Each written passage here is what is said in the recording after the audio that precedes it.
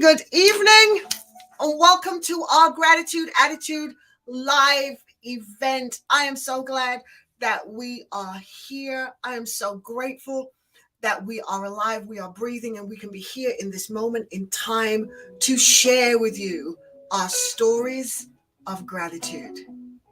Great stories of how gratitude showed up for us, stories about how gratitude held our hand and took us through some of the hardest times we didn't think we could make it.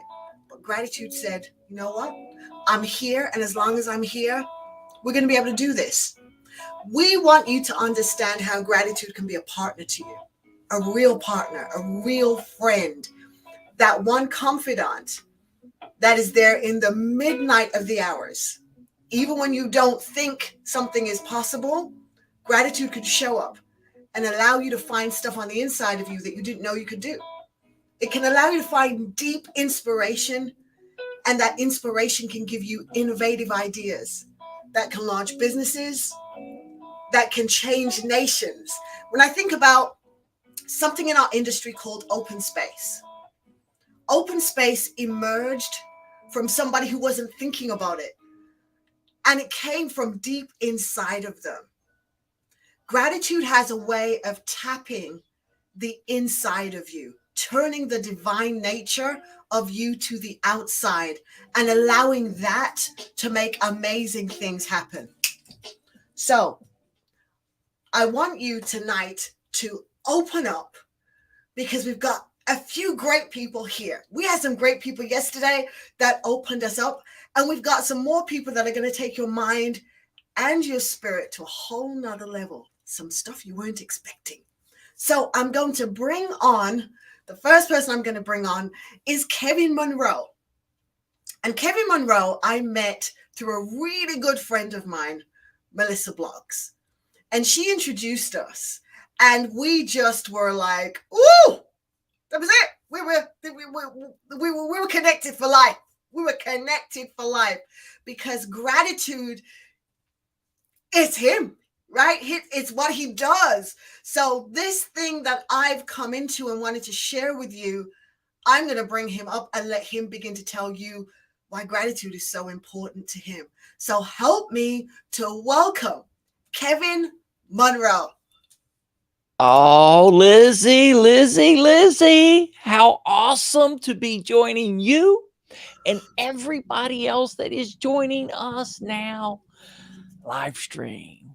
Oh, this is such a dream, and this is the first time we've had a chance to be actually eyeballing each other, That's true. That's true. right? Because we've done the whole spirit and purpose connect. Yeah, everything awesome. we did was by phone, wasn't it? Right, exactly. Yeah. The old school way. Old school way. Oh, so Lizzie, I don't know where we're going to go, and wherever we go is going to be good. But as I was just waiting in the green room, as for things to start, I was just attracted to the background.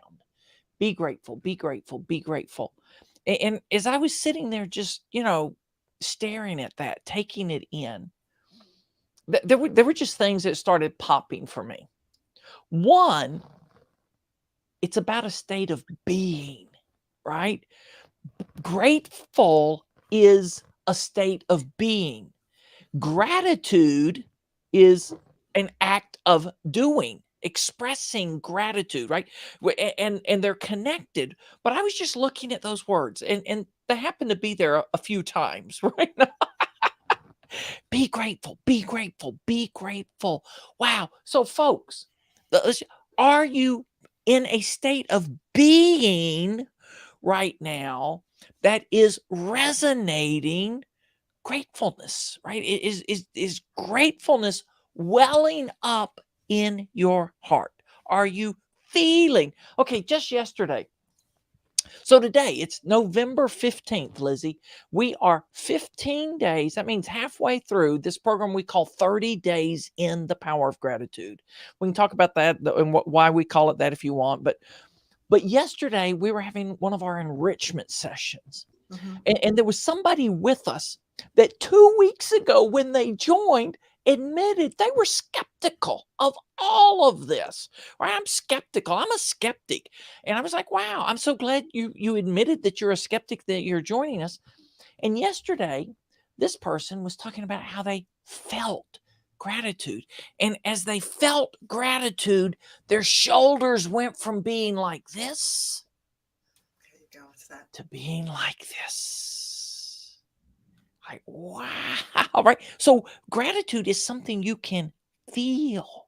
You can feel it rise in your body. You can feel it. There are times I say gratitude rises up in my body and leaks out my eyes.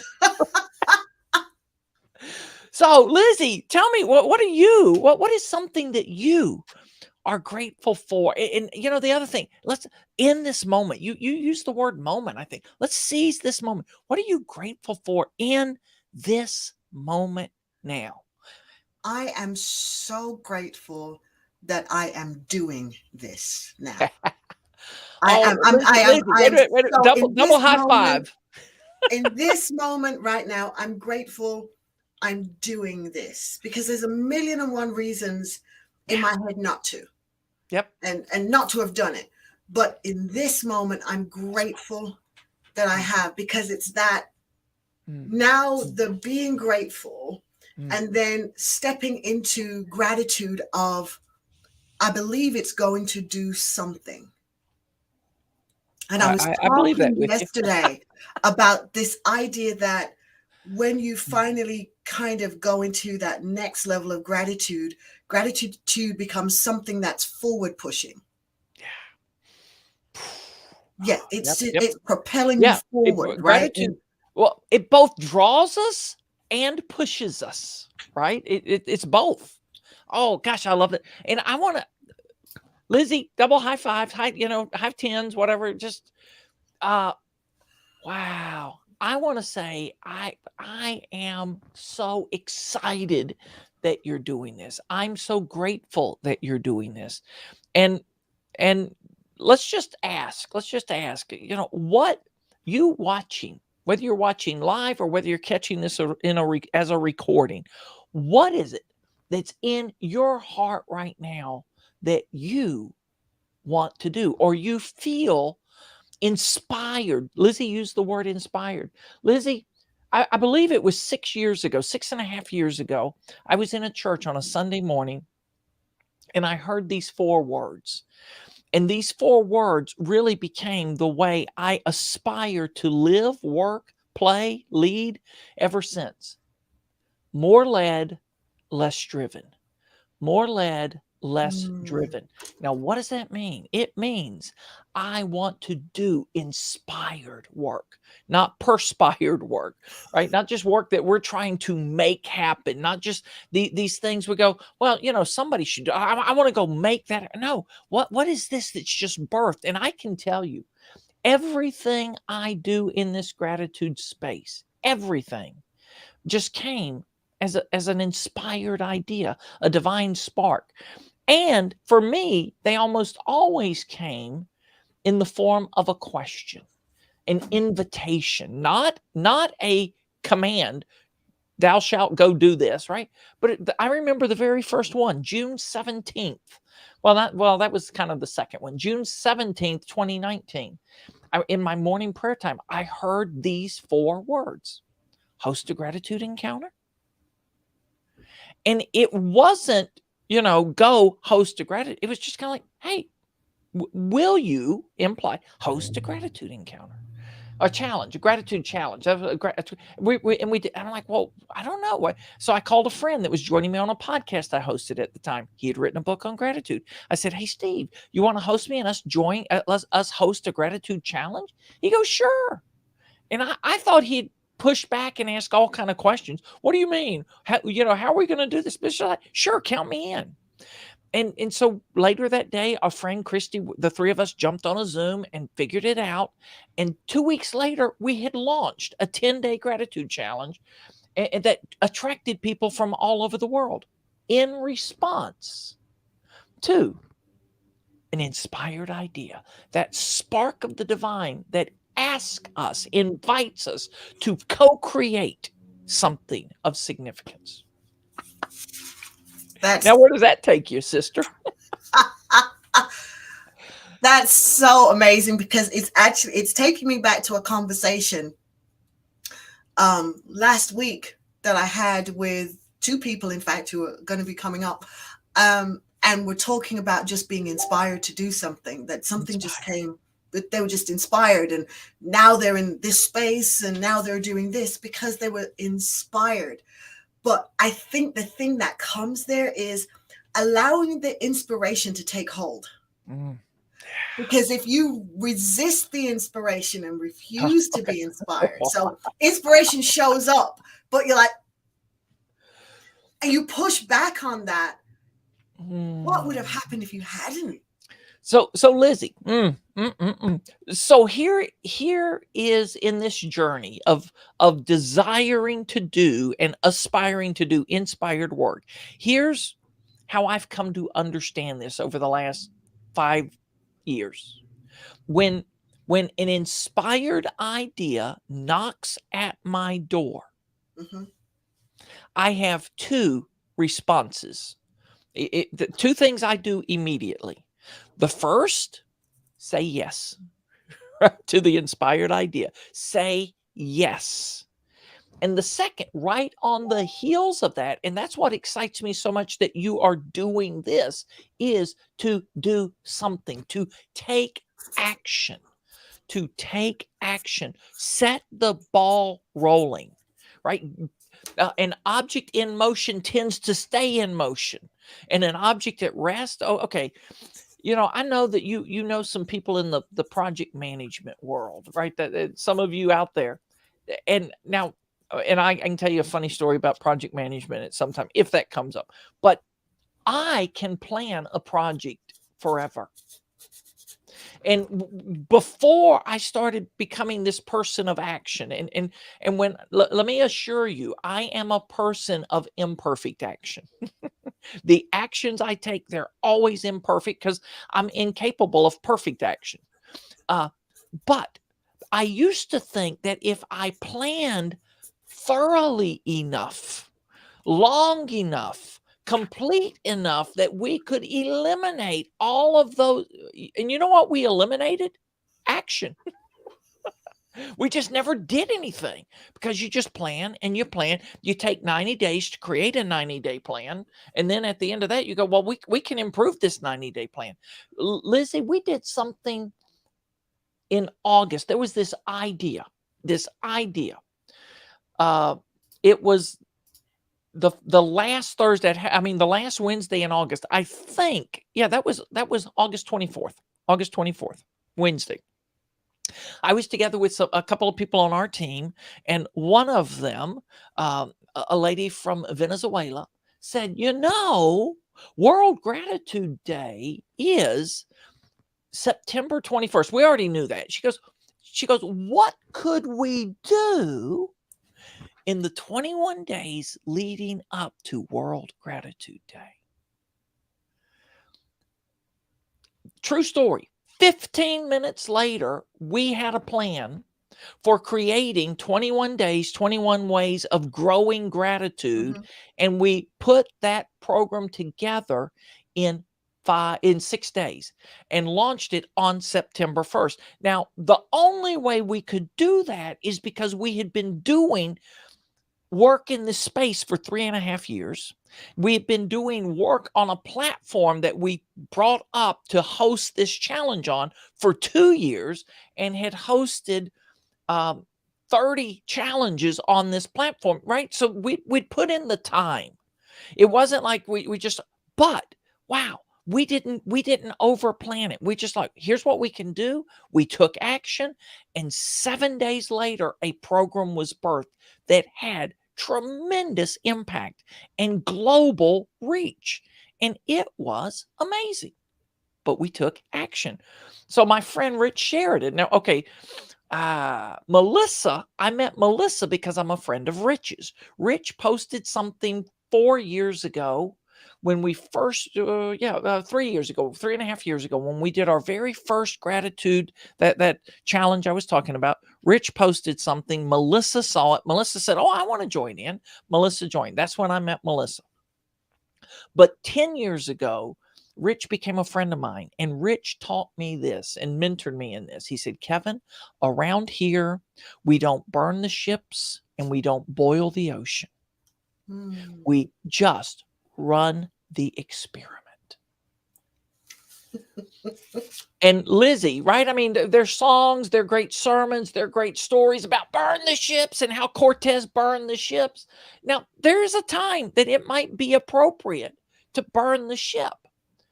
But there are also times it's more appropriate to just leave the ship intact and just run the experiment, right? And still have the ship there if you need it. You're not, because you can run an experiment. And I would say, I mean, in some ways, what you're doing is a bit of an experiment. This is that first foray in. Now, you could have waited and planned it and done this Thanksgiving next year. Absolutely right.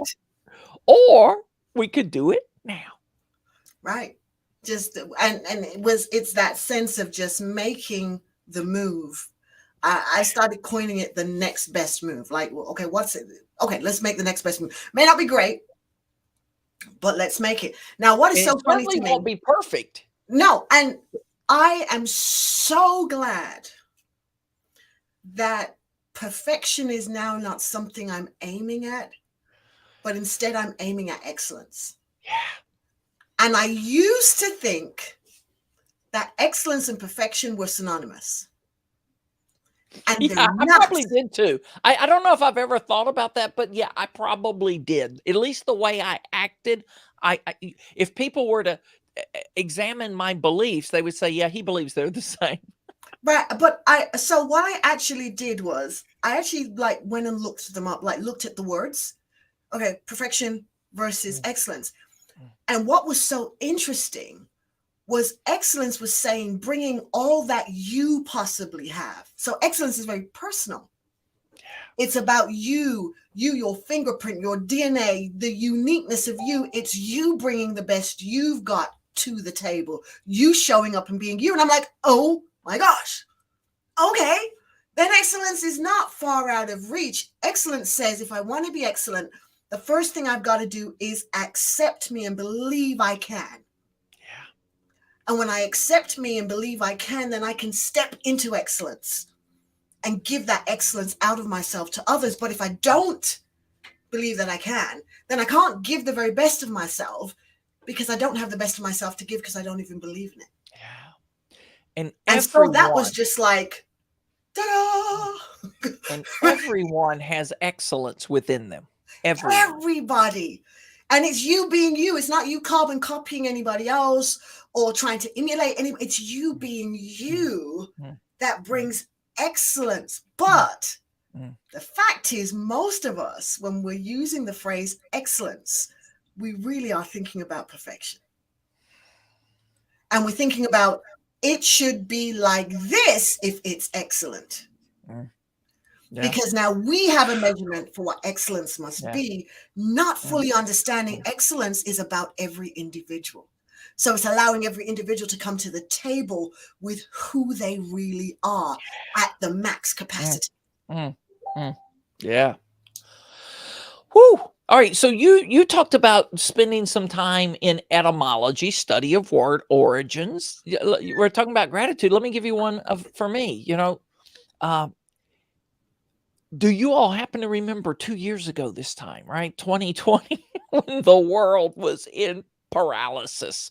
Right. And, orders to stay at home and orders that said how many people could meet. And when my wife's family gathers, they're close to 40 of us there, right?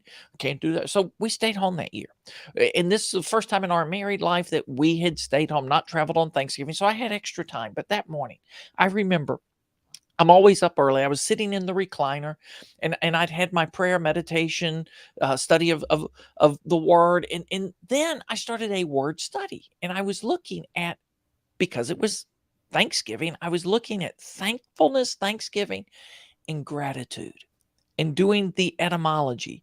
And what I remember that struck me most, the difference between the two is gratitude. When we are grateful, or when we are expressing gratitude, the primary difference is we are simply lingering longer in a spirit of thanksgiving. Lingering longer. So many times in so many transactions, and I'm going to use that word transaction intentionally today, that have occurred today across the world, whether that's at a coffee shop, whether it's at a retail store, wherever it's at, and two people interacted, and one of them bought something from the other, and the barista prepared a cup of coffee or a cup of tea, or the server brought a meal. There's probably a moment, especially in the line at your coffee shop, when the barista hands you the coffee and you're looking at your phone, you're sitting there all busy. They hand you the coffee and you say, thanks. Well, that is transaction at its worst, right? You don't even connect with the person. Now, let's talk about gratitude in that moment. I put my phone away and I look and I notice that the barista has a name tag on. And their name happens to be Lizzie. And while Lizzie is making my coffee, I just say something. Hey, Lizzie, what kind of day you having today? And Lizzie responds, either telling me it's been a really good day, it's been a so-so day, or it's been a not so good day. And then I ask a little more. And then all of a sudden there's this little interaction that can be 30 seconds, right? And then Lizzie hands me that cup of coffee. I go, hey, Lizzie, thank you so much for this coffee. Or as my friend Vicky says, she does this all the time in coffee shops. When the barista hands her a coffee, she looks at it and goes, did you make this coffee with love? And when they say, yes, I did, she goes, oh, thank you. Right? I love that you put love into this cup of coffee today. I'm telling you, Lizzie, that barista remembers that encounter.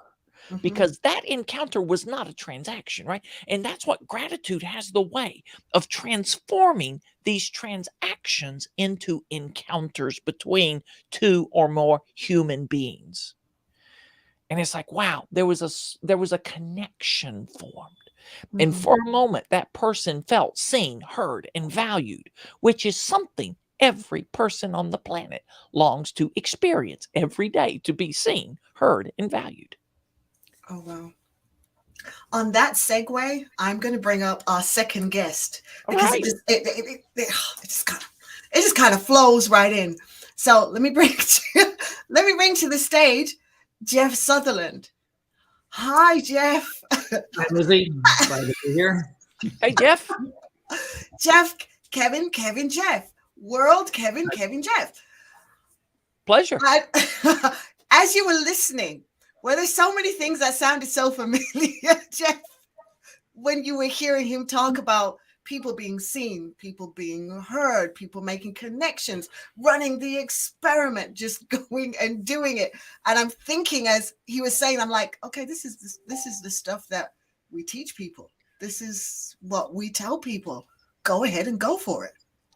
Run the experiment, not do 90 days worth of planning, but going ahead and doing it. I mean, I'm sitting here and I'm thinking the influence of what I always talk about, the spirit of Scrum, is sprinkled in so many places that people are using its lexicon and some of the benefits and not even understanding where it comes from at all. But here, sitting here with us, somebody I admire so much, and I admire probably for different things than Jeff's known for. So Jeff's known as the co-creator of Scrum, but it's not the co-creation of Scrum that I admire him the most for. It's for the humanity he has always shown me whenever we've had an interaction. And It is that sense of whenever I've spoken to him, I felt seen, I felt heard, I felt respected.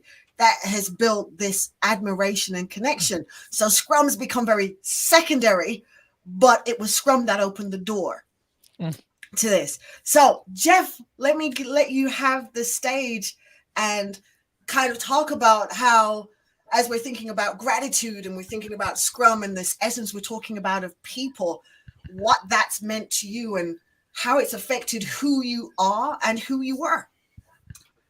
Well, for those of you who may not know about Scrum, it's used to build virtually every great product that you use. The reason you get an iPhone update is somebody's executing an agile practice so they can update that phone every day. And 80% of what is agile on the planet is Scrum. So today, at least 30 million people got up this morning, just like me, and met with their team for their daily Scrum meeting. And we want to know, how's it going yesterday? How is it going to get better today?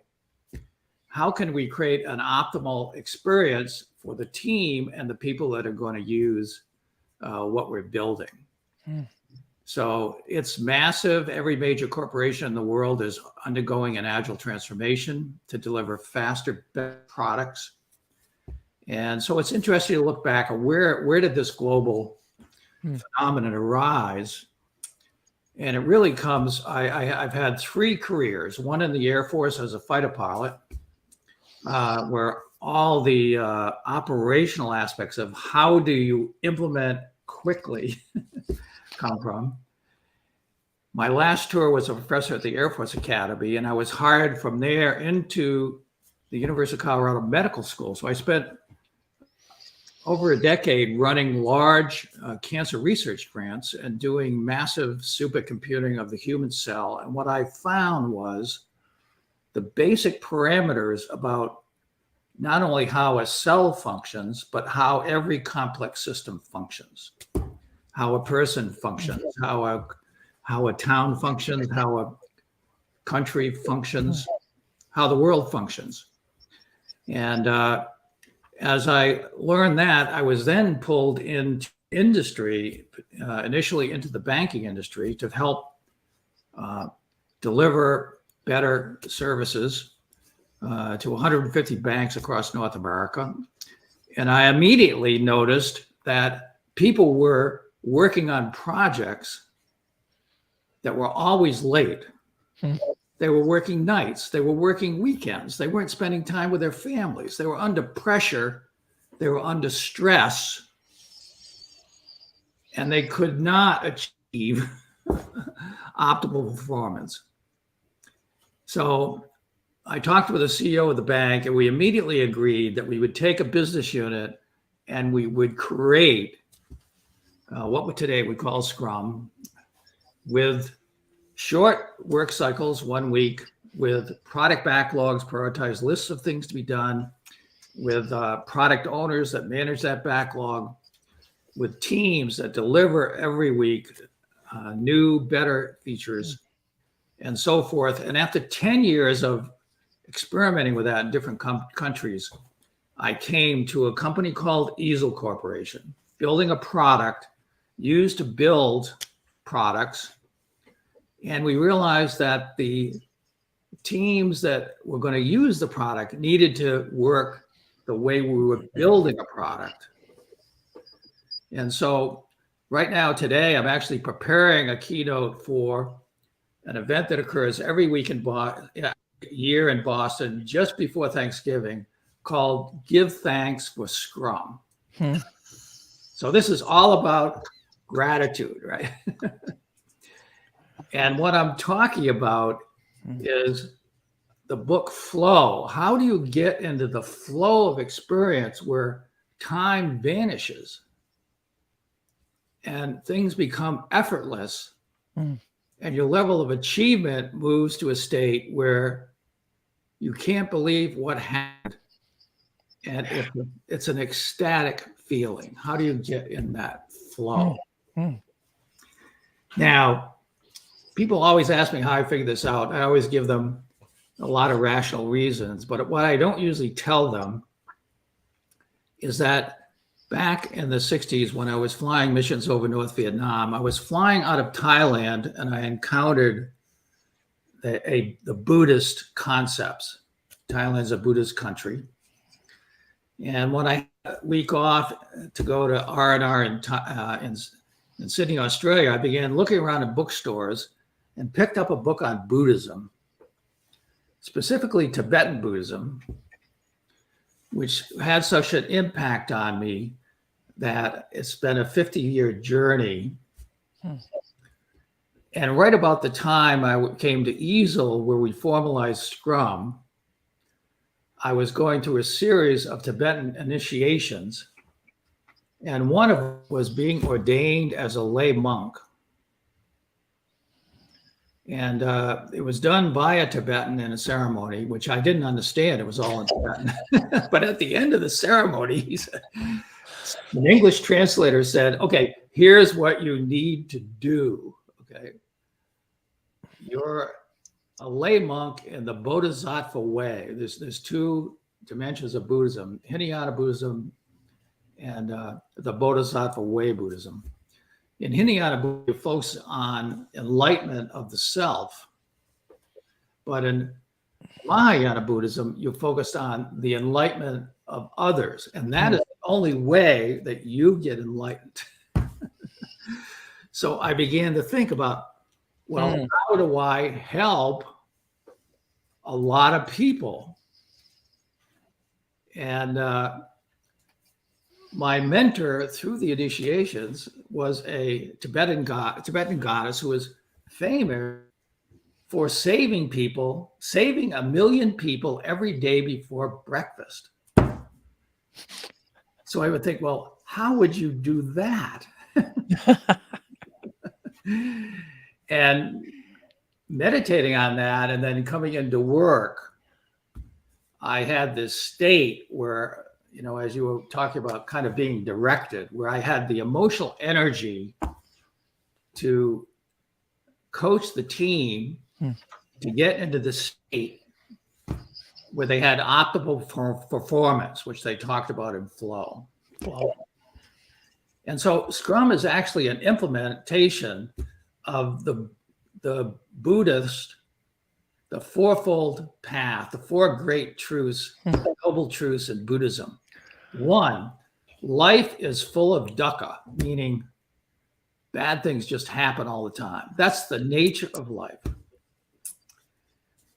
Number two, the reason for that is that you personally hold on to old ways of working, and that it's that holding on, that clinging that creates this mess that we find ourselves in.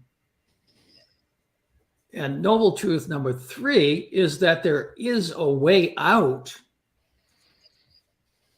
And noble truth four is that it is the Eightfold Path, which we've embedded in Scrum. So that has provided a basis of inspiration that has evolved into a worldwide movement in the commercial sector, that it's really transformed people's lives. It's transformed the products we use. It's transformed the people. And one of the great things about Scrum is that we feel is best is I often have people come to me and say, Jeff, Scrum has changed my life. And some of them feel so grateful they burst into tears when they're saying it. So I know they've experienced the optimal experience. Now, right now, one of the very interesting things I'm doing is I'm spending most of my time in a healthcare startup. And what I want to do is, we really have transformed project management worldwide. Can we transform healthcare worldwide? Now, that means making people healthier. Scrum is delivering products at 10% of the cost, and the products can be 10 times better, like the iPhone. So how can we deliver 10 times the health for less than 10% cost? That's the mission of this startup. And we used advanced technology. And as I was coming into this presentation, I'm wearing a Garmin watch, which monitors all your body functions. And I don't know if you can see this watch. Let me see. There you go. Yeah, Yes. there. Okay.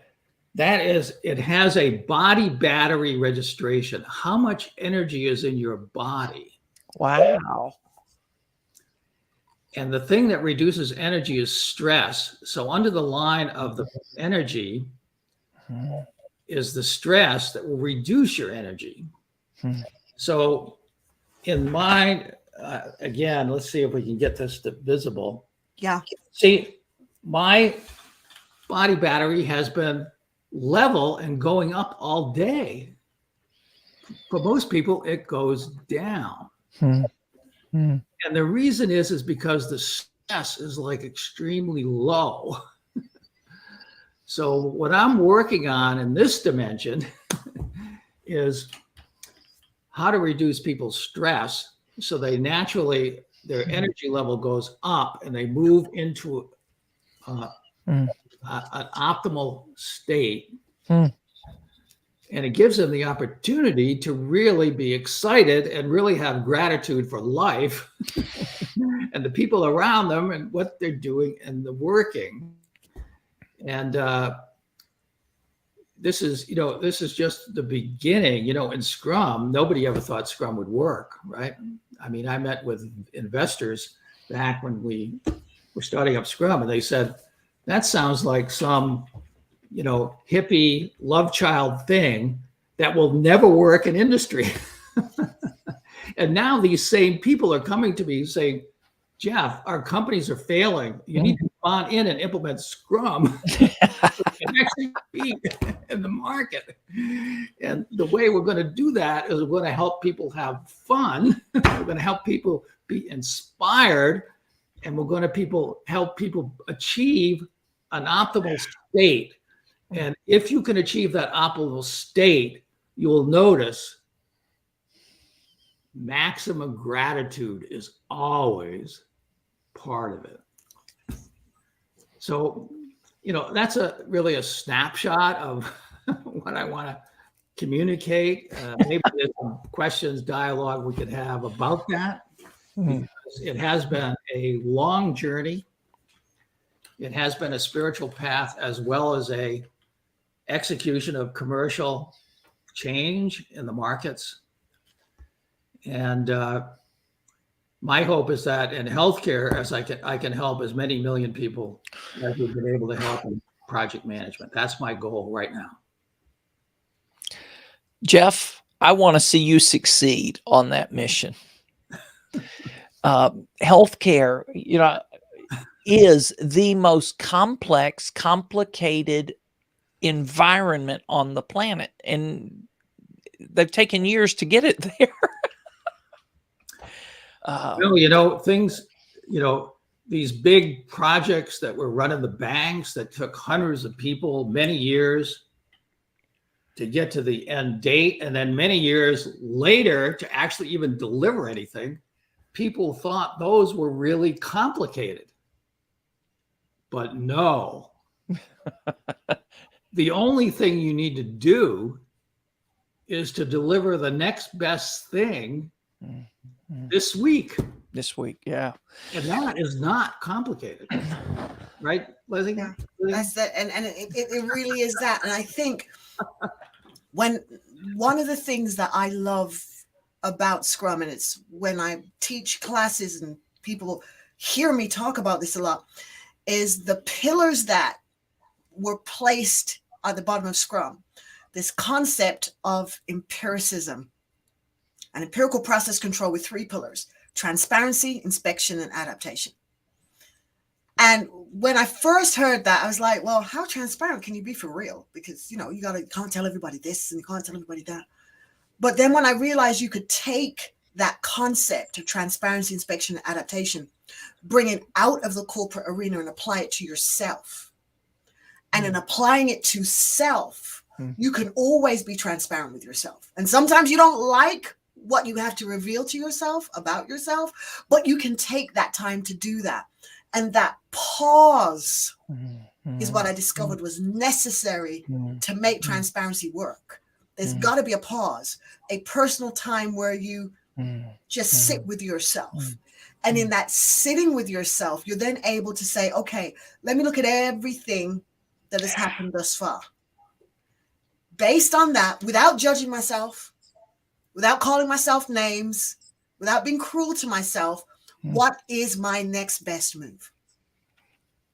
So that adaptation is the next best move.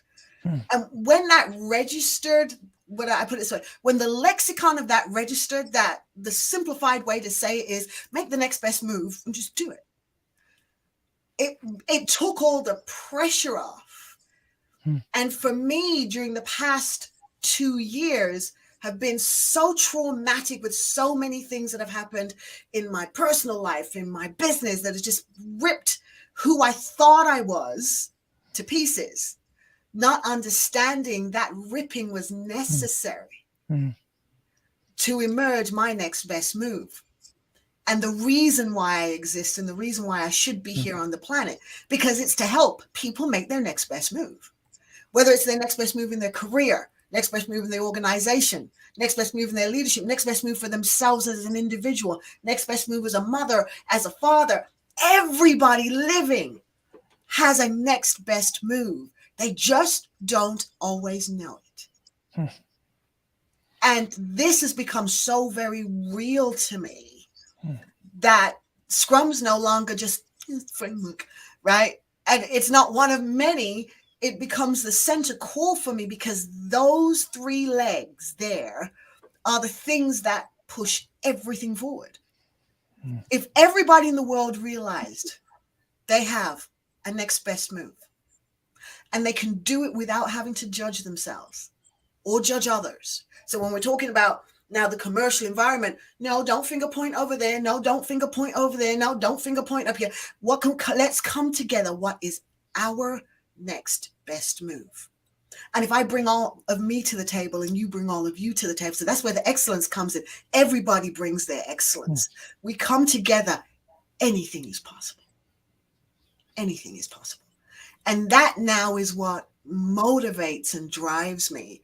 And it's what made me step out past my comfort zone to do the gratitude event, is to say I'm grateful that I've been ripped to pieces so the new me could emerge. But I couldn't be grateful at the beginning because I didn't see where it was taking me to. I just knew every day I had to try to find another step.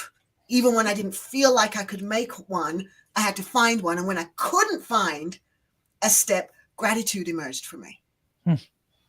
And gratitude held on to me and allowed me to pull through to make another step.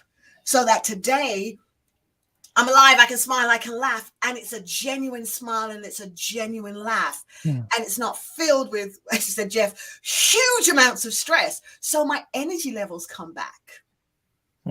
Because the stress now has gone, because I'm grateful for where I am and for who I am in this moment now, and excited for who I'm going to become and the people I'm going to help. But this would never have happened without all the trauma. So sometimes you've got to allow the trauma to run its journey, because it does have a beginning and it does have an ending. And if I can let people know that there is an ending to whatever trauma you're going through, to whatever circumstance emerges for you, there's an end, there is a stop point to it. And if people understand there's a stop to it, it gives them a little bit more energy, a little bit more hope to say, okay, I just got to get to the next best move. So I am very grateful. And you can understand, Kevin, why I'm very, very, very grateful to Jeff for having his spiritual experience that years later helped me be able to keep wanting to do life when I didn't want to anymore. Because I could see this. Okay, it's not great right now. But I think if I can make one more move. You know, the interesting thing about how do you take a bank or an aerospace company or Apple, Microsoft, or Amazon on a spiritual journey? It has to be based on something that they can intellectually see works, okay? So when Ken Schwaber and I started to formalize Scrum, we went to the leading process people in the world who happened to be in the chemical industry, and the two leading professors hired by DuPont were hired to stop chemical plants from blowing up. And we came in and we described to them what we were doing in industry. And they said, well, you know, this planning stuff that you do, project management, only works in the chemical plants if there's less than 4% variability in what you're doing while you're doing it. Do you have less than 4% change in requirements when you're building a multi-year banking project? And the answer is no, there's more than 50% change. And they laughed and they said, you're going to have a lot of exploding projects, because every time we apply this linear predictive project management approach to a chemical plant where change is greater than 4%, the plant blows up. Wow. So they said, you need to go back and change the industry to inspection, you know, transparencies, clear, inspection, and then adaptation. And in the healthcare domain, as you're pointing out, healthcare is very complex. The reason it's complex, with our clients and patients, we actually scan them every week, all their organ systems, all the way down to the cells. And there are major changes that occur every week. In fact, if you scan someone every day, their body is changing every day. Wow. So you'll see one day, this maybe your prostate is infected with this organism, and you need this vitamin or this drug to treat it, and you scan the next day, and that's no longer a priority. The next day, you've got a respiratory infection. You've maybe picked up some COVID strain. You need a completely different approach to the treatment every single day. Wow. And that is why Scrum is perfect for healthcare, because every day there's a new best step. Yeah. Wow. Wow.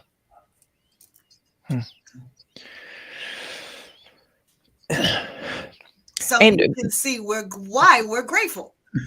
So, Jeff, one of the things I love is when teams incorporate a moment of gratitude into their daily stand-ups. And I really like it when it happens at the beginning to focus the energy in a positive direction of let's celebrate the best of what's happened since we were the last together, rather than commiserate, as so many teams do, as to what didn't work right. Right. Right. And it creates a different set of energy to move forward and keep propelling in the positive direction. That definitely works. But the challenge is, I remember when I started one of my companies, Scrum Inc., and my wife was on a sabbatical. She was a Unitarian Universalist minister. And she said, "Hey, I'd like to join the company and help out." So in a daily Scrum meeting, she wanted to light a candle and do a blessing before we started, right? But the team was like, "Oh, way." So we had to have a little different approach to that, right? How do we celebrate what's worked, and at the same time figure out what the next step is for today? And so we need a very clever Scrum Master that knows how to light the candle and do the blessing without anybody realizing it just happened, right? Exactly. Yeah, which here's what I enjoy: when people realize you can express gratitude without ever using the word "I'm grateful." Right. And when people start, well, what are you grateful for? Where there are a lot of other ways to ask, to elicit the response without using those words. Yeah. So, Lizzie, I think that's Jeff, where it's our been a that's where our joy. facilitation stuff tends to come into play. With when you think about where you are now, what is it that brings a smile to your face, or what would bring a smile to your face in the future? And what do we need to do to bring that smile? Those are words that people can resonate with and be okay with, versus when you come out and you say something that sounds extremely spiritual, or as people would say, it's a bit right. Some of the simple things that people, okay, well, I weren't smiling yesterday, but I guess if I want to smile tomorrow, it'd be good if we could do X. It'd be good if we could improve Y.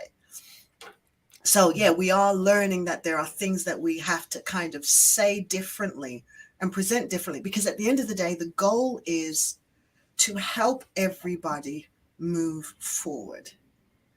So rather than have the debates about lexicon, if we can get everybody to make the move and allow them to be inspired by the spirit that's in us, that's wanting them to move, because we know it's good for them, we know it's going to bring value to them, and allowing the new words that emerge, and sometimes really creative ideas that come about to get people into that space.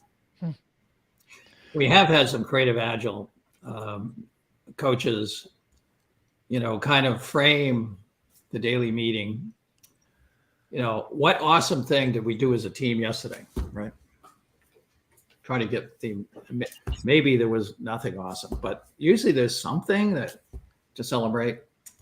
And then given that, how can we become even more awesome tomorrow? That gets people discussing, how do we get into the optimal state, which is really the whole point, right? And Jeff, if we didn't accomplish something awesome yesterday, maybe what awesome insight sparked along the way? Yeah. What Right. did we learn? Right. Yeah. 'Cause Hey, it's a there's joy there's to a be gem with in you every all. moment.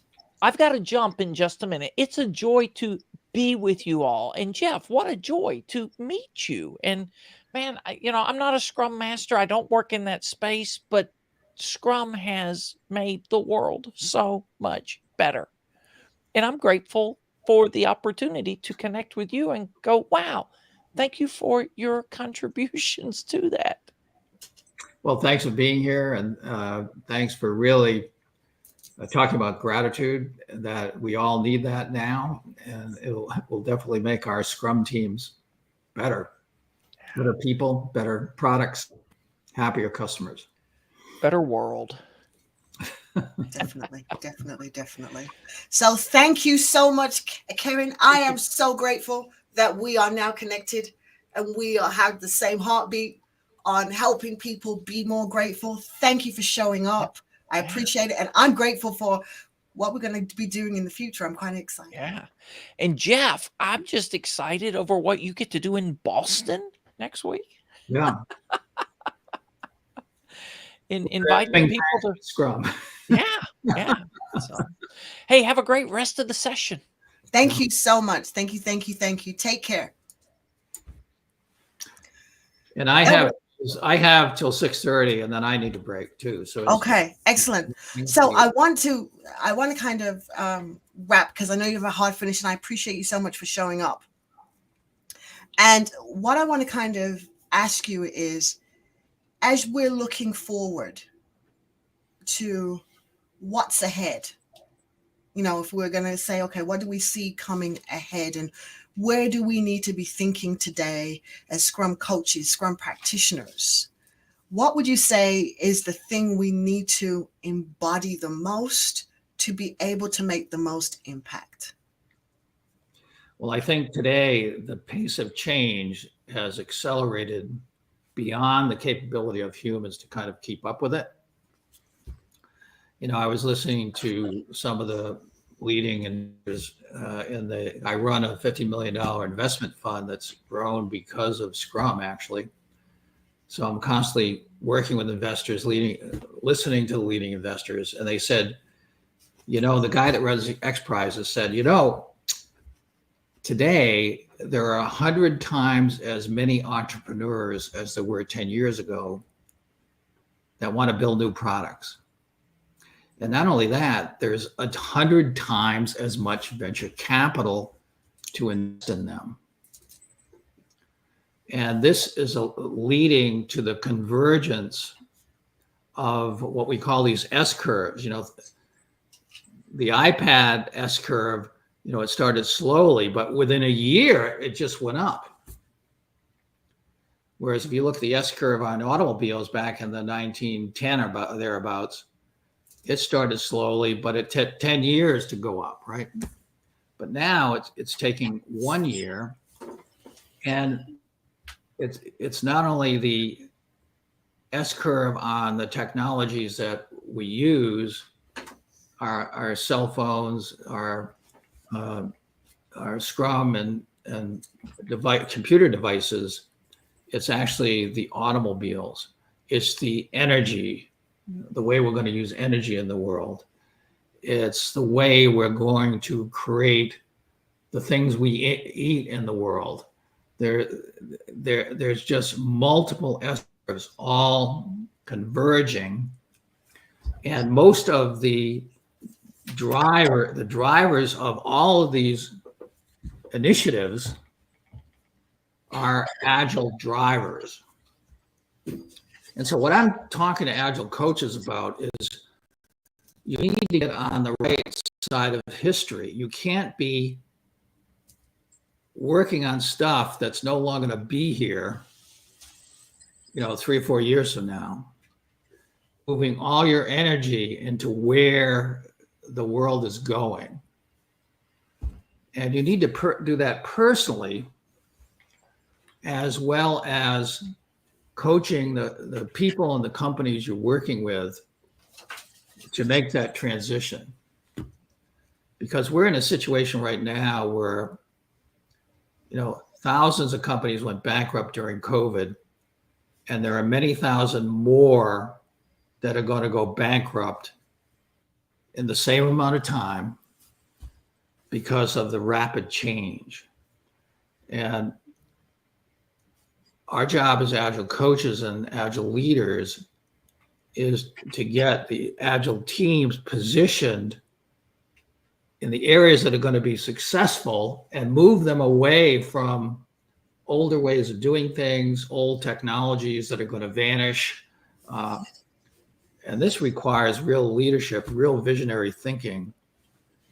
We always said that product owners need to be visionaries, but today, the Scrum Masters and the Agile coaches, they need to be visionaries to keep companies alive, keep them thriving, and provide the jobs that all our teams want to have tomorrow, right? To feed their families. So Right. there's never been as challenging a time, and there's never been as great a need for visionary Agile coaches, Agile trainers, Agile leaders, Scrum Masters, and product. Yeah. And the one thing that helps people to get that, to become more visionary, is to find that source inside themselves that they can tap. Absolutely. Because if they're looking externally for it, you will suddenly get overwhelmed by all the change that's happening and second guess yourself. But allowing that inside now, okay, we've been here and there's still something we can tap, and getting all the teams to come alongside with that and believing that there's another idea ready to spark. Yeah. Look outside, then you're going to project that it's going to be similar tomorrow. And in many, if not most cases, you're going to be wrong. So you're going to have to look inside, and every entrepreneur has had a lot of their success based on their intuition, which drives their vision. And so we all need to develop that intuition. And as our previous speaker said, when he started the exercise of really being grateful, then he got the message about what the next best step was, right? Right. That's the way it works. Right. That's right. And I appreciate you so much again for taking the time and coming here when I've done my first gratitude event in the beginnings of launching the next best step that's ahead for me, and hopefully for the people who I'm going to be interacting with. And, I will be taking this impartation that I got through the impartation you got from, okay, here's the thing I've got to flow with, and definitely continue taking it to the world, because it does make a difference. It helps people to get a gratitude attitude when they know they got a next best step. And you've given everybody hope, even though they didn't realize that. Everybody hope that there's something else. There is still something else. And I appreciate you so much for that. So thank you so much for being here. Thank you, thank you, thank you, thank you. And for sharing with everybody the source that started Scrum, that it wasn't tech that started Scrum. It was an intervention and an experience from the world that's not always visible that made something so amazing and allows it to still be impacting millions upon millions upon millions every day. Well, thanks for inviting me, Lizzie, and I wish you great success on the next best step. Thank you. Thank you so much, Jeff. Take care. That was so amazing to have two thought leaders, and we can call them like godfathers, right? Because they're beyond. We have thought leaders that have come up as a result of them. Gratitude and Scrum. Who would have thought that there's a connection between the two that is so divinely deep? Bet you wouldn't have thought that, would you? You wouldn't have thought that Scrum actually had a spiritual essence.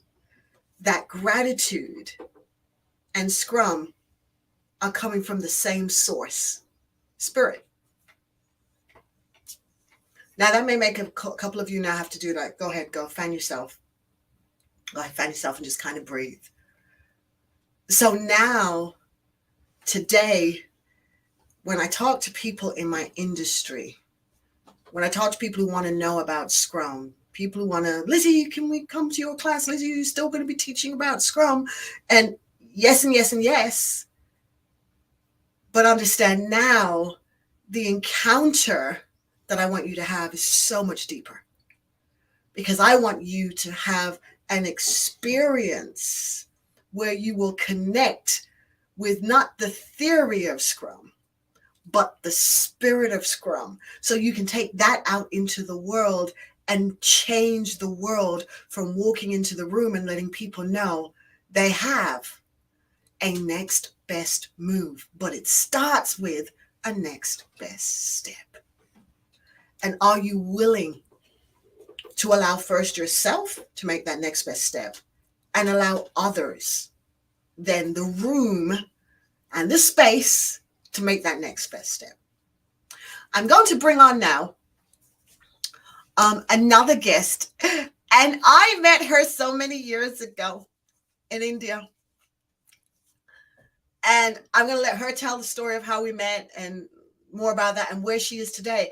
And she is a huge living example of what we just talked about, gratitude and Scrum becoming part of a human's everyday existence. So help me as I welcome to the stage. I call her in my phone, my Shruti. She's my special person. I love her to bits. And I'm going to bring her to the stage now for you all to meet her. Hi. Hi. Oh, it's been a while, it seems. Oh, I know so much has happened and taken place, and you're doing so much now and have stepped into the coaching space, right? Yeah. Helping others. And I mean, you've always had such a huge heart for people and caring and doing the next best thing as far as people are concerned. You've always done that. You've just been fabulous at doing that. So I'm going to give you the platform and let you just kind of tell your story. Thanks, Lizzie. Firstly, let me just say this is an impossible act to follow. The wonderful and incredible people that you had on, I was just smiling ear to ear to just be in the presence, because it was so enlightening to just listen to Kevin and Jeff both. And what a fantastic set of people. So thank you so much for letting me be on. I think that I begin with gratitude for exactly that. For everyone who's watching, I'm Shruti Kulkarni. I grew up, let me just say this, I grew up with agility as part of my DNA, thanks to my father's army job. We moved every 2 years. I woke up from my bed to 2 wooden planks on the wall that said transparency and proactive. And I felt, when am I going to move out of this house? This is too much to take. I cannot take these many words every single day. But I think in hindsight, the way I grew up was just getting prepped for an agile world. And I had no idea what was lying ahead. You talk about COVID, but even way before that, a lot of challenging situations that have come my way. Little did I know that I had learned how to manage it when I was younger. I just had not tapped inside. And it is so enriching to just realize the answer is within. You just have to be curious enough. And I think that has been the biggest eye-opener, I think, at least when I started working. And let me say this very honestly, is that I took on a role of a Scrum Master a long time into the industry. And when I was asked to go take training, there's this Lizzie Morris who's in India, you should go take training from her. And when I attended the class, I realized I'm doing something else. She's teaching something else. There's a lot of difference between the two things. What's happening? But I was so happy to make that training. I think life just changed after that, because I started to begin to feel comfortable asking questions, as opposed to just staying curious and being told what to do. I think I was just asking questions. And I might have asked far too many questions, so I had to leave. But having said that, I landed in a great place as well. I had the privilege of working with Lizzie. That again gave me such insights on what the whole Scrum journey would look like from a training, from a coaching perspective. Having grown through this, I'm still a hardcore Scrum person. I think it's a very contradictory thing to say hardcore Scrum, but I you still know, it's so interesting. Now you can really stand firm-footed in that, having listened to really what Scrum is.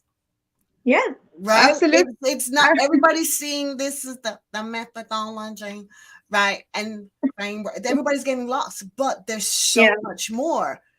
And the question we would ask is, a lot of these other frameworks that have emerged, were they emerging for a technology answer, or did they emerge as a divine move that was, this is what you're going to do, this is what people need? And was it a divinity that launched it? That now is going to become my question to so many of the other people who've created things. Was it that, or was it just your intellect? And I think that's why some people, like you say, are so hardcore. Like, Scrum's my thing. And I think it's because they've picked up the spirit of Scrum versus just the framework of Scrum. And in picking up that spirit of Scrum, you can't let it go, because now it's become merged with your DNA. It's the way you think. It's the way you kind of do stuff. That's the way you do. And that's the way it is. That's the way it is. That's what I feel. And it's been close to a decade, I think, Lizzie, of knowing you, and close to a decade, I believe. I think it might be. For real, I was looking at some pictures. And I think we are.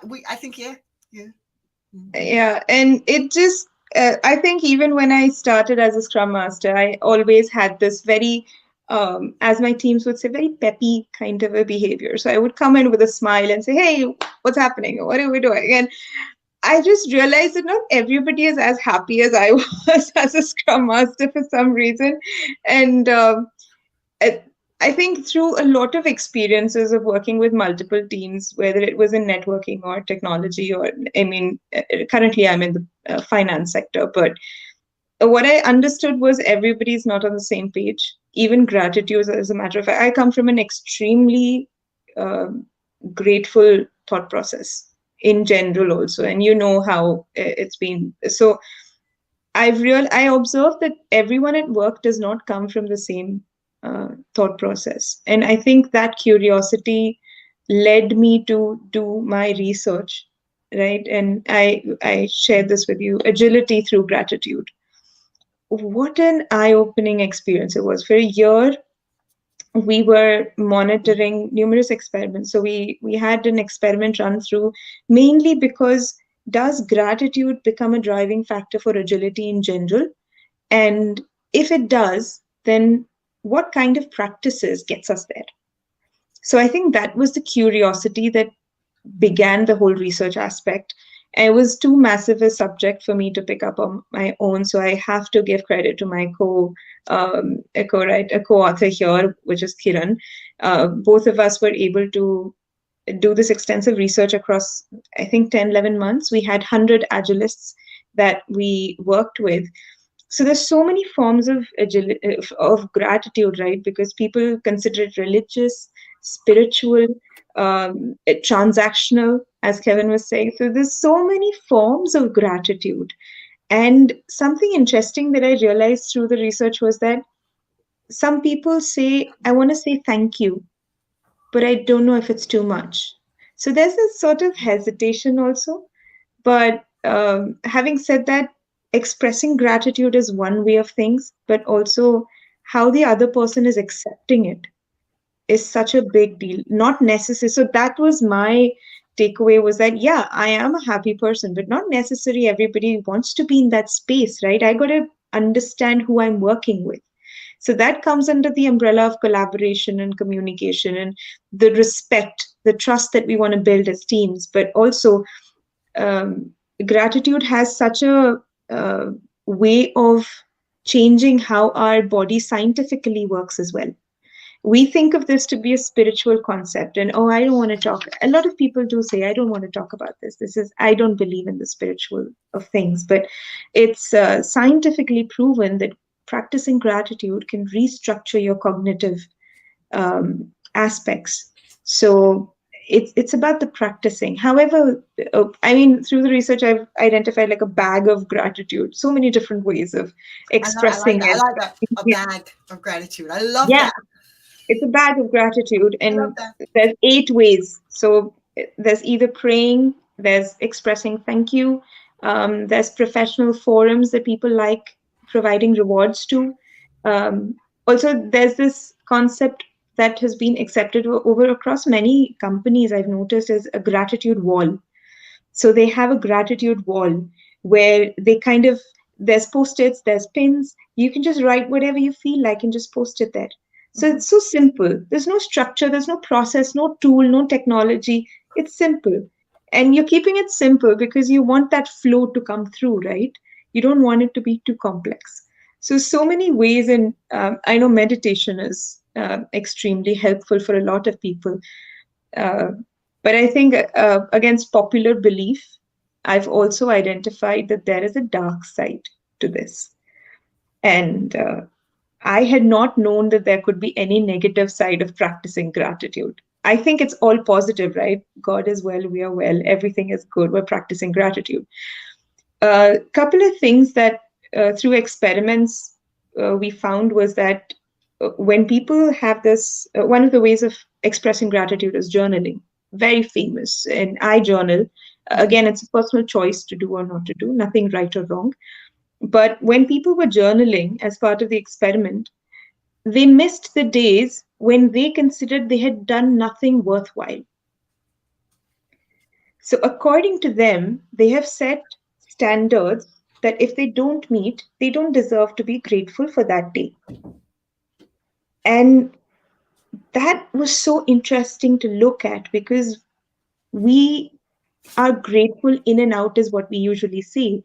But there is also I mean, how do you think about yourself aspect, right? So that was such an interesting thing to study on further. That people think that I didn't do anything worthwhile, so I don't need to journal. I don't need to write anything. Now, what is the definition of worthwhile for us, right? So also just ensuring that whenever you're practicing gratitude, understand that this is a source, like you said, it's the next step, right? It takes you forward. Gratitude is taking you forward. There is not a lot of volunteers. For us, it was 100. Only a handful who said it took them backwards, but also on a learning path. It took them backward on a learning path. So the learning is again going to bounce you back into the future. It's not going to take you backward on a negative, toxic journey. So any which way you are moving forward. So I think just for anybody who's listening, it's agility through gratitude. So take a look. I'm more than happy to have an interaction, any feedback. I think that's what we all strive on. With Lizzie here, we have to say feedback. So we all strive on feedback. So I don't think this is a picture perfect kind of a construct at all. I'm happy to take any feedback and probably work on it in the future as well. I think you brought out something what you called the dark side. I think that's really powerful because one of the things you talked about with journaling, because a lot of people do journal, right? But it's the expectations we set for ourselves. And a lot of times the reasons we set these crazy expectations is because we don't appreciate a next best move. We're looking to event our life, right? When this happens, and then when I achieve this. And so we've become so goal-driven, we've missed being able to reward ourselves and say thank you to ourselves for making the steps it took to get to the goal. Yeah. And I think another side, I call it a defect, faulty to faulty Okay, I like that. Yeah, I'd say a defect is you risk your authenticity, right? Because you're not yourself anymore. So even if people continue to journal because they're on a gratitude experiment in this case, right? They have to write good stuff. So they might not have felt good, but they're writing good stuff because it needs to be completed as part of an experiment. And so you're risking because you feel you're expected to journal good stuff. If it's not good, what are you journaling for? So you risk your authentic, I think gratitude or feeling grateful, right? It is, again, I probably go back to being state, not the expressing state, but being state, feeling grateful is more about how you internally thank yourself, like you said, is one thing, but also set yourself the permission to feel every emotion. Every emotion is needed. You can't just say only the goodness is what I receive and the negative I'm going to keep aside. There is no shelf, stock, cupboard, room that's going to keep your negativity away from you forever. The only way across is through, right? So you have say that again. Say that again. That's powerful. Say that again. The only way across is through. There you go. Yes. Right? So give yourself the permission to feel everything.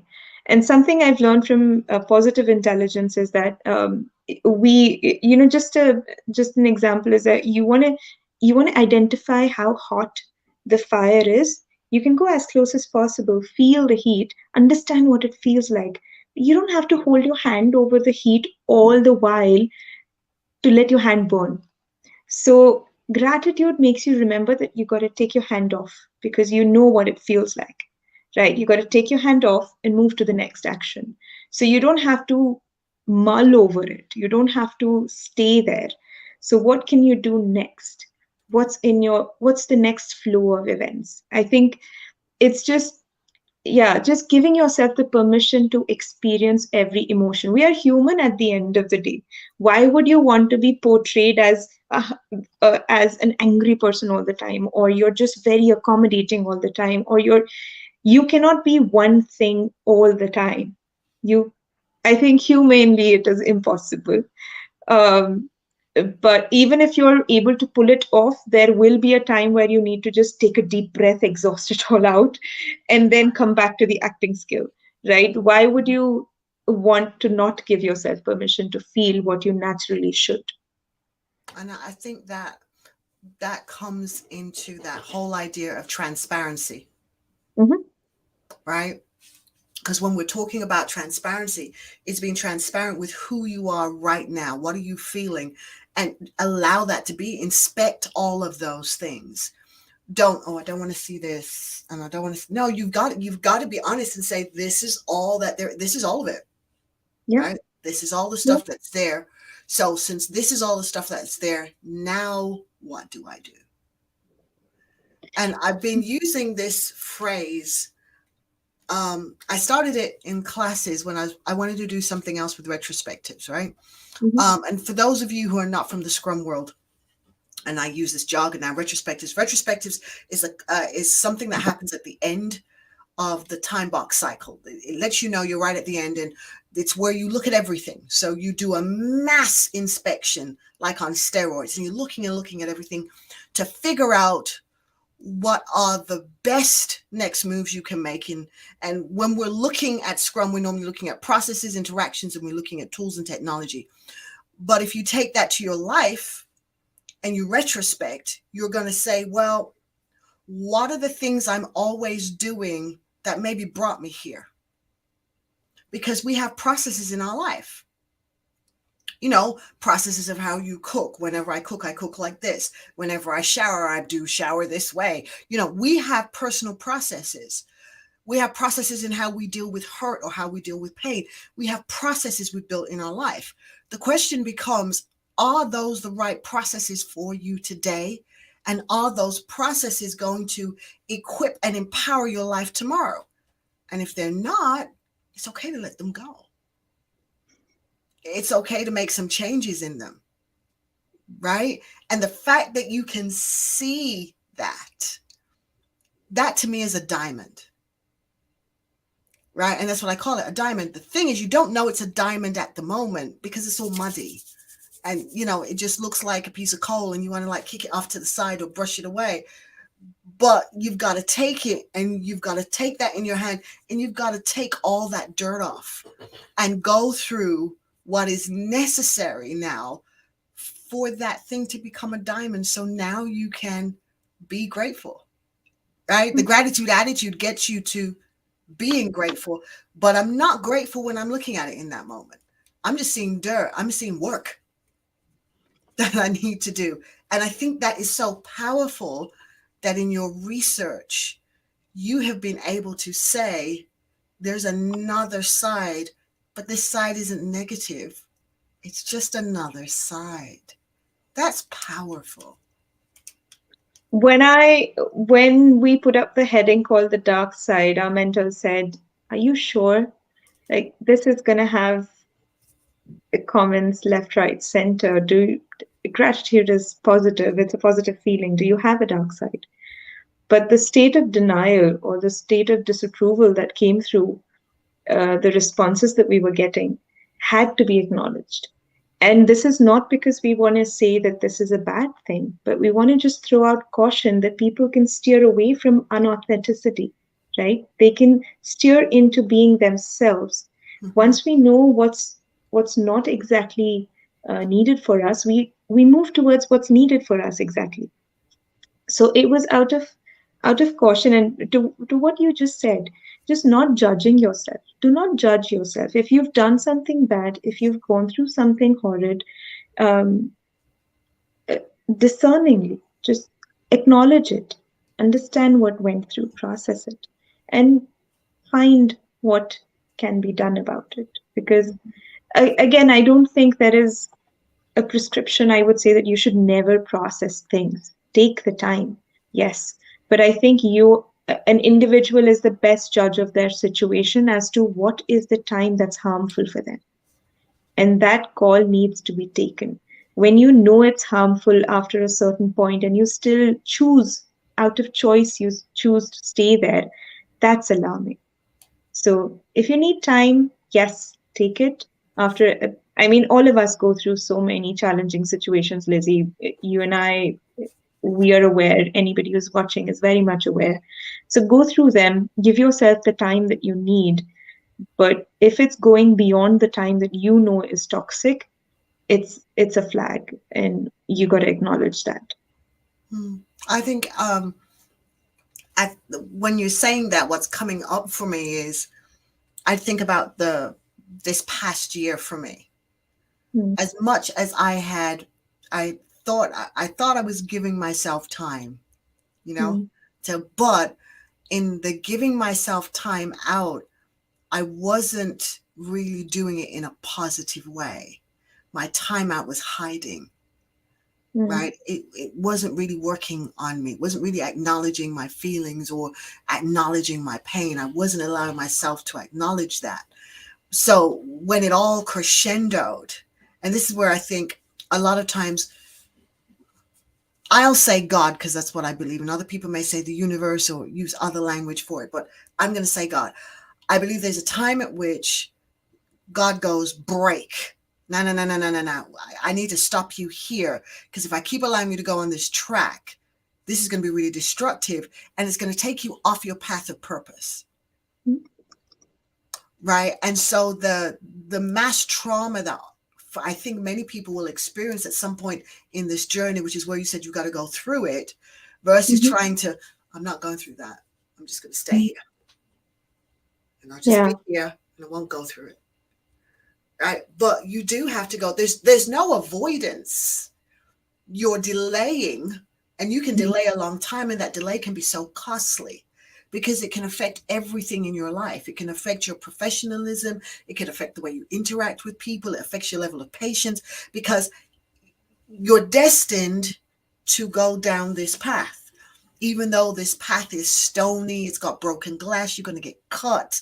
Do you know what I mean? You're going to meet some people who are going to betray you. There's all these horrible things in this path. But all these things sharpen you. And in them sharpening you and causing rough edges, the light that is you, your excellence, your essence, when you've come through, is so much brighter for that journey, for those experiences. So it's like when I say today, I am grateful for everything I've gone through. I can really say that for real, because now I get it. I see the better me that has emerged. You know, I see the me that's come back up instead of the me that went into hiding and all those emotions that you talk about. Because I was looking at my journal. As you say that, I thought about my journal when I was journaling. You know, I wasn't journaling, oh, I'm so grateful, blah, blah, blah, blah, blah. And I wasn't journaling my affirmations, you know, that, you know, I'm thankful, so, you know, there wasn't that. I was like, how can my life be happening this way? Why would people do this to me? Why is this, how could be? There was all these questions and anger and, you know, all these things that I was journaling that weren't what my journals looked like before. Yeah. But now, on the other side, now that I've gone through, here is this event, the gratitude attitude, that I'm sowing to the world and going to do consistently every year to remind people you can have an attitude of gratitude. But I wouldn't have known that had I not gone through such traumatic times. You know, and it's interesting to me that when I thought about throwing away my career and throwing away the industry that I passionately loved, I'm like, no, what I got to just do is make a next best move in it, because I'm still passionate about what I do. I've learned so much for it. There's things that are uniquely me that nobody can take away from me. And I can do those things that are uniquely me. That's my excellence that I bring to the table. You know, it's the Lizzieisms that I bring that makes it me. And everybody has their unique fingerprint for their life, for the way they love, for the way they give, for the way they interact with people. And we have got to help people to be themselves. Because if you're not yourself when you're going through, you don't get to grow. And you become like a fake diamond. The ones that they do in the, you know, the ones that they do in that, what you call it place, those factories, factory diamonds, instead of one that's been mined and been put and been, you know, cut. Because it's those cuts that bring the value, even though they don't feel good. Right? But those diamonds that have been cut in those really unique ways are the ones that are the most expensive. And so our lives are extremely valuable. You now being a coach, right? I mean, I remember you when you went, you know, it's really hard at my workplace and they don't really listen to me because I'm a woman. And I remember your voice being really timid. And every time you'd ask a question, you'd have that look on your face and you'd be like, but may I ask this question? Well, may I ask this question? And I remember that. And look at you today, taking all that stuff and you brought it into a huge career that's allowed you to go into other paths. And now you are mentoring people. I do have to thank my stars for it. I can't take all the credit. I think I do believe that I have met some great people, including you, along my path. Some people I've learned from what to do, and some people I've learned from what not to do. I think I am grateful for both those experiences because I'm better for it. Having said that, I think when I grew up that way, this is how I usually used to be. But I think I went through so many environments where there were biases at play, where there were judgments that were passed. And I kind of started to take all of that in, forgetting about the goodness that I can probably contribute. I focused a lot on what I was receiving in terms of feedback that wasn't quite constructive. And I think a few years down the line, I kind of understood, and I've made choices to move away from places that don't match my energy. So there is you bring a certain value, I bring a certain value. If it's not acceptable, it's okay to walk away. Mhm. I think all battles that come to my doorstep, I don't need to fight. That's what I've chosen the path of. So I feel like if it's not my cup of tea, I'd happily wish them all the best and just walk away. Um, After I've walked away from a couple of places, I've kind of found the power of just being myself. And I'm not saying this from a point of just pride to say I know everything, but the fact that I don't know everything is the scary part that makes me walk away. Because I don't know everything. And I don't want to be in an environment where I'm just ordered around like a robot, right? And that's not something that we wish for anybody. So I think, again, not to say, uh, I think I wouldn't say badly about the people that I work with. It's just that that's the way they have learned, right? There's nothing bad or good about it. But yeah, to your point, I work with amazing leaders now, and my thoughts are valued. I am valued, and I strive my best. I think what you reminded me of was something that I grew up learning: is it is a privilege to be a part of someone's journey. As a coach, as a life coach, I say this to all my clients: it is a privilege to be a part of your journey. So I think, as an army officer, my dad saw so many people come and go through the unit, through the regiment, and even after my dad retired, they would come back to salute, and I'd always say, they don't report to you anymore. They're not in the same service. You're not a uniform person anymore. Why do you let them salute you? And the people who came to meet my father always said, we don't forget the small things he did for us, because they were not small, they were massive. They changed our lives. And something I learned from my dad was that, if you see goodness, try to be a part of that in any way or form. Because if you turn towards toxicity or jealousy, or you feel like, oh, how is this person go ahead, I'm not, if you have feelings like these, it is not going to take you anywhere at all, because the person who has the talent is going to move ahead any which way. It's not going to stop that person if you don't be a part of that person, right? So it is a privilege for you to join along that journey. It's not the other way around. So I think, as a coach, as somebody who's privileged to be someone's mentor at this point, I think it is immense amount of trust that people place in me, and I could not be grateful enough for it. I used to see that, and they're in good hands. I know that. Thank you. They're in good hands that are caring and kind, with a fabulous brain. Oh. A fabulous brain. Fabulous brain there. Fabulous brain. Now, I want to take a moment and ask you this question.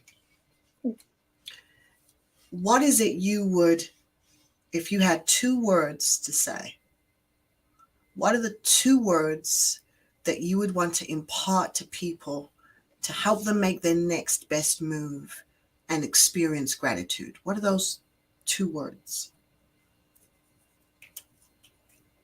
I think I'd say firstly is authentic. No t-shirt fits 2 people. So be your authentic self. It's different for different people. Acknowledge that. It's not the same. So authenticity. And I'm struggling between 3 words just to choose one. But I think it's a good question. And the second one I'd say is probably combine 2 words. Let go. Okay, I'll give you the 3 words. Thank you. Just let go. Let go. Be authentic. Let go. Again, I don't preach a lack of a structure, but again, letting go also helps you build a structure that is more useful for you. Only when you hold on, you fail to build a structure, to be honest. At least that's my experience. So I think that's great. because I think that's part of the journey of gratitude. Is you get to be grateful for things sometimes because you've had to let other things go. Yeah. And so It's not the how do you say, it's not the feeling of missing out, it's the joy of missing out, right? Mhm. Yeah, that's powerful. The joy of missing out. Oh, I'm writing that one down.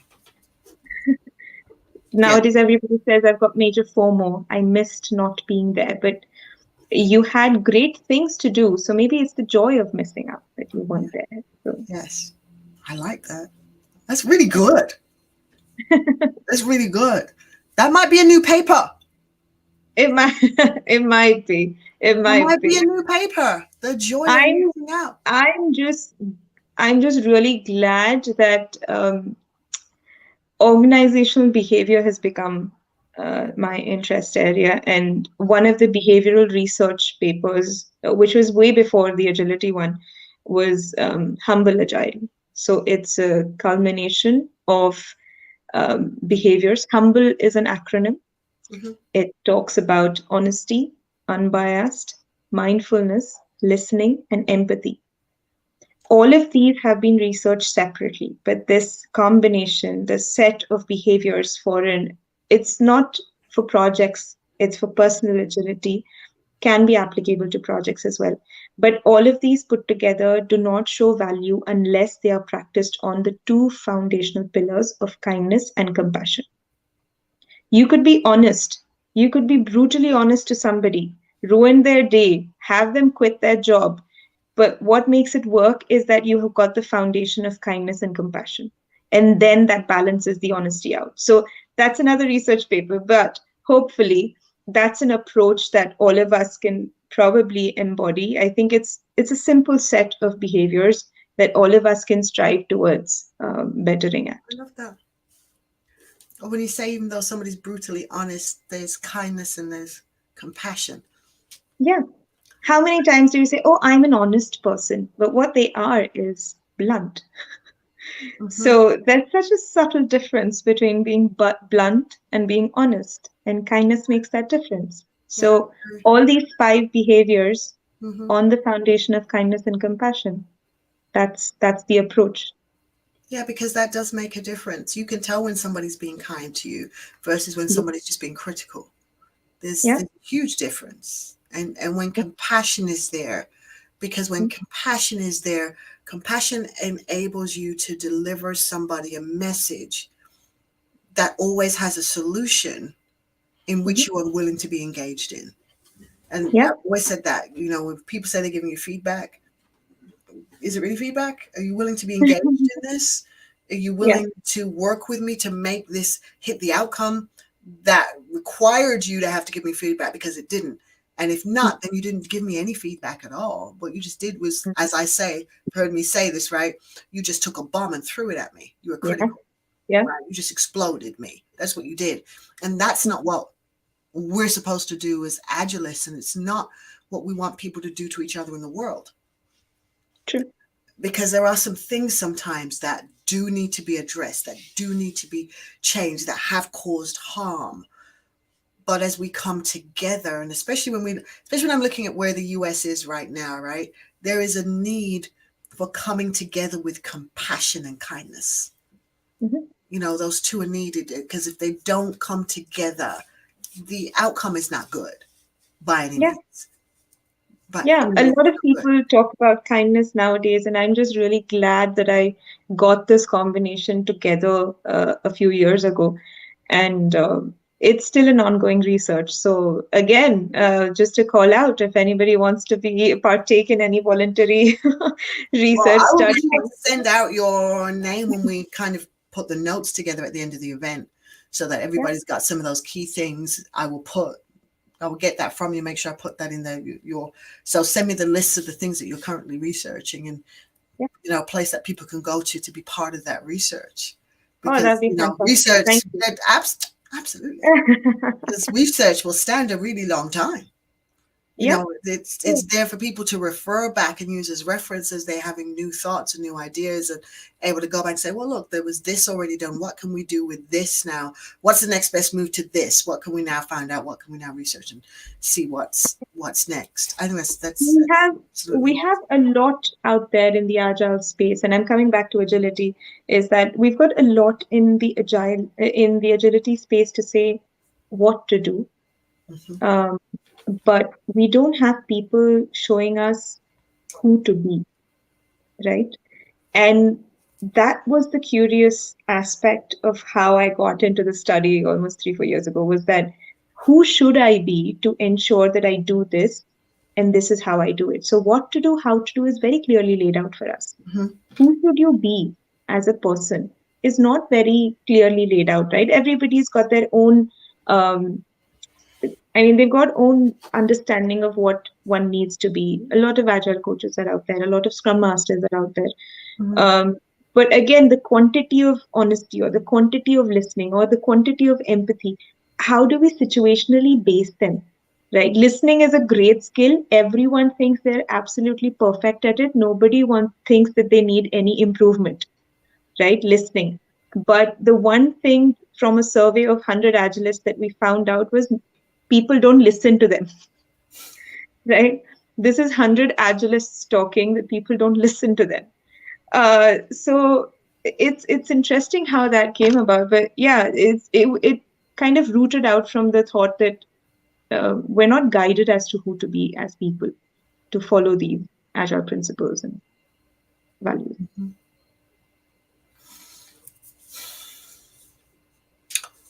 Who to be. Yeah. I like And that. it's a combination of far too many things that can be listed, but it's an approach and it's a baseline approach. So build on top of it as you may. Mhm.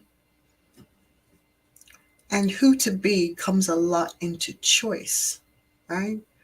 Yeah. Because who do you want to be? Yeah. Because a lot of times who I be is who somebody else has told me I should be. Authenticity. And so that authenticity that you said, authenticity and letting go Yeah. that you talked about, yeah, so important. And it's like when you listened earlier to Kevin and Jeff, Mm-hmm. they stayed authentic to where they were at that point. So it Yeah. lets you know that your authenticity is not static. And I No. never thought about that until now. So you just triggered that. It's not static. Because if your No. authenticity was static, it would mean you would always be exactly who you are right now. You'd never shift and change.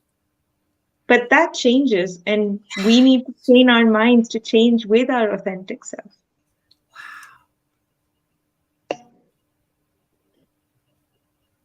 Wow. That's deep. Yeah. That's ooh. That's a challenging thought. It is. It is. I mean, we're always told be who you are, be who you are, be who you are. But I am not the same person I was. This is again going back to Scrum. People say, oh, your team performed this many story points last sprint.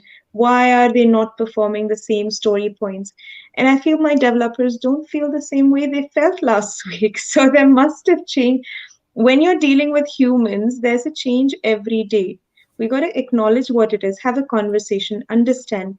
But then again, you can't force something upon somebody, right? It's changing every day. I like how Jeff said that even the healthcare business with the watch, right? If you monitor a human body, it changes every single day.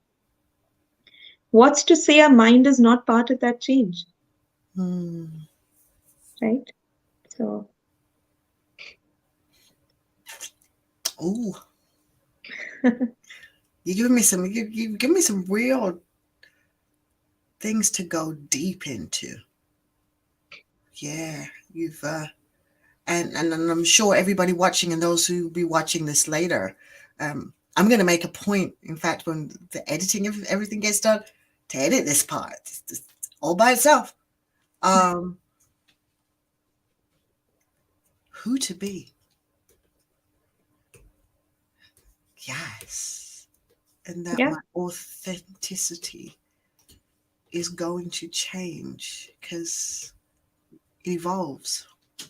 It evolves. Our body learns from nature. Nature doesn't stay the same. How would our body be? Right? Seasons, weathers, everything changes. Mm, Why would our body and mind be exactly the same? right. And I think we probably know this intuitively, but I We don't choose to know. go against it though. Right. I don't think we cognitively know it. Yeah. Yeah. Right. So it hasn't got from that part of you that's true, that knows that truth to be true, hasn't got up here to our head for us to make a logical connection to go, yeah.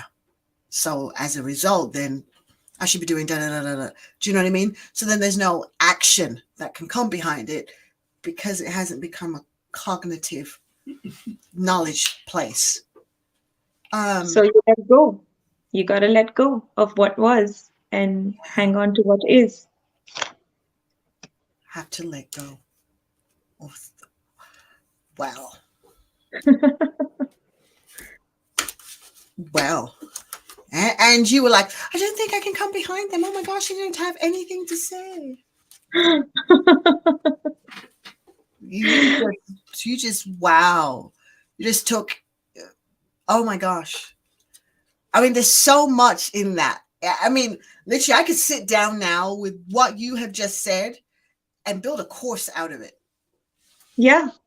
That is so what much in there. Humble Agile intends to do. Yeah. Yeah, there's so much in there. Who do you want to be, and who should you be, and who determines that? You. When you think On about your- the longevity of life and how we're all working to do things to keep our life, keep the length of our life longer and the quality of our life better. We're working so hard on so many things to make that happen. But how often do we take a point to just say, but who am I being in all that state? And who do I want to be? So if I live to be 95, who do I want to be at 95? Who do I want to be tomorrow? And what is crazy, right? And in practicing what I said, I'm not going to judge myself on it. I'm going to let it go and allow this to emerge.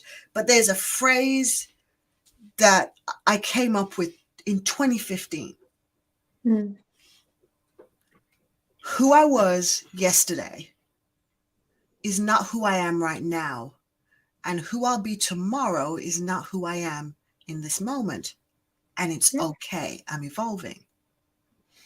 Yeah. And I wrote it down, right? And I think I even had some t-shirts or something with it on.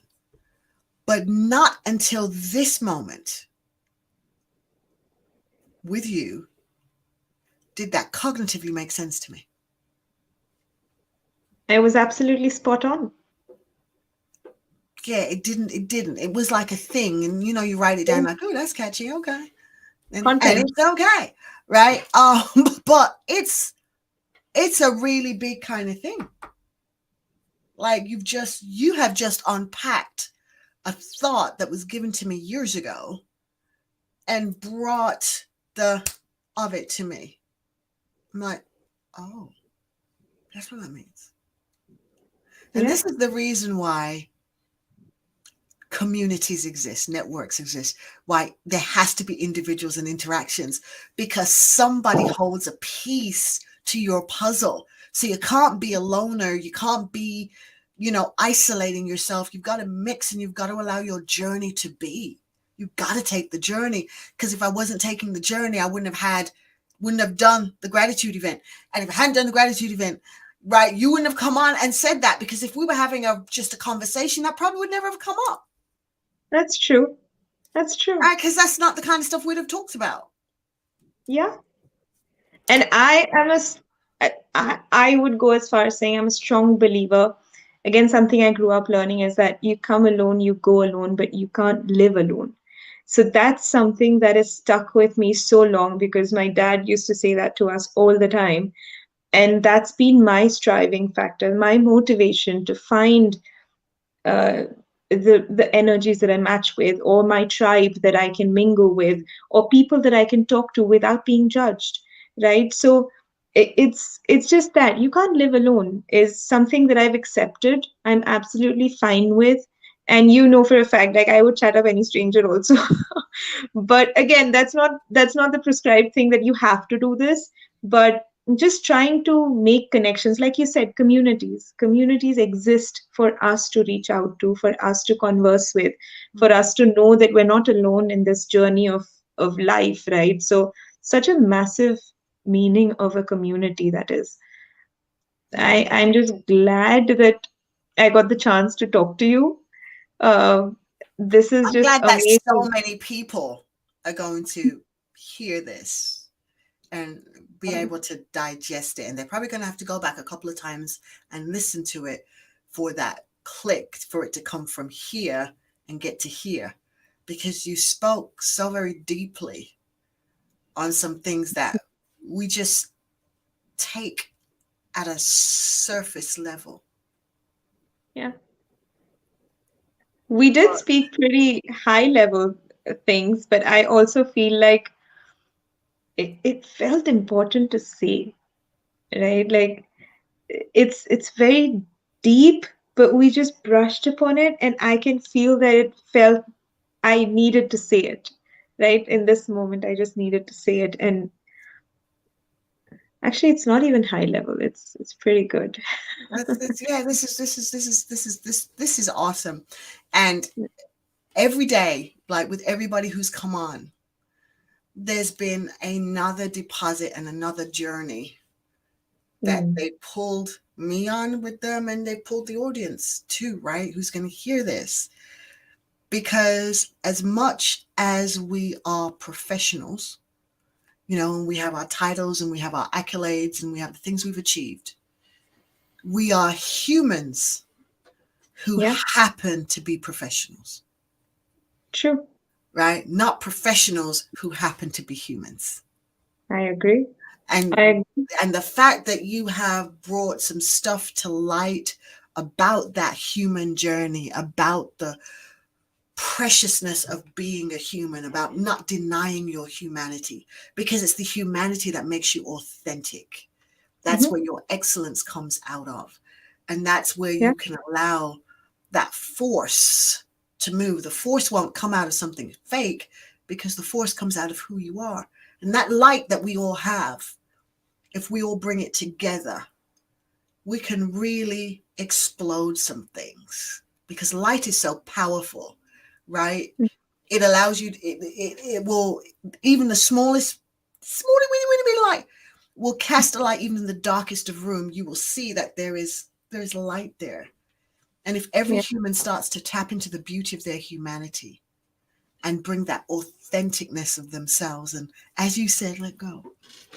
yeah. Let go. Stay authentic, let go. And also, when you talk about the light, I feel there's so much effort needed for the light to not come in. You make 10 times, 20 times, 100 times more of effort to block everything. If Right. only you made lesser of an effort, the light will come through, right? Light is an entity that just needs like a teeny needle to come through, needle space to come through. So you're putting 100 times of an effort to build up a wall, but you could be less effort. I mean, it's probably effortless to just let the light come in. Just, as Why you not said, give that ease? let go. Let go. And on that note, I'm going to say thank you to everybody who's tuned in and watched. Thank you to everybody who's going to be watching in the future.